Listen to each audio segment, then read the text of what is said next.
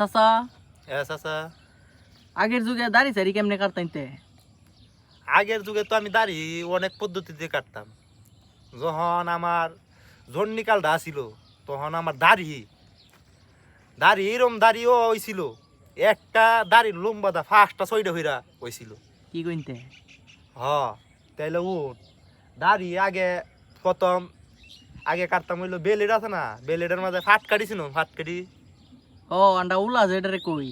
এই উলার মাঝে আছে না, বেলেট লাগায়া এমনি টাইন না কাটতে লাইতাম।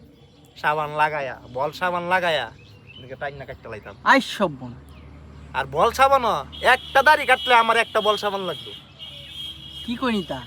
এরপরে আবার যখন আমার কম বয়স আছিল, যখন নতুন নতুন দাড়িটা উঠছিল, তখন কলম আছে না, স্কুলে পড়তাম যখন, কলমের ক্যাফের মাঝে বেলেট লাগায় কাটতাম টাইন না।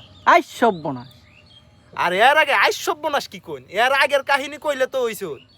যখন বেলেট সিলেট না বাইরে ছিল তখন দাও আছে না, দাও দাঁড় দিয়া পরে এমনি টাইন না কাটতে লাইতাম। আই সব বোনাস কি কইন কাহাইতা? আমার লাগান বেড়াইন অত্র এলাকাতে নাই কেউ কাটতার বই দাড়ি, আর আমার লাগান দাড়িও আসিল না। আমার বয়সে দেখছি না। অনেস্ট না জন্নি নাই, দাড়ি পয়রা কমে থাকা, ঘুমায় গেছে থাকা, দাড়ি সারি ফাইকা ফাইকা গেছে থাকা। আগে যে এরকম দাড়ি আসিল কি কইতাম, দাড়িটা তাতাইলে কাঠলের আছে না, কাঠলের সামরার লাগান দাঁড় লাগতো। আই সব বোনা। আমি একটা জিনিস হয়ে আসিলাম, আমি একটা মাল হয়ে আসিলাম।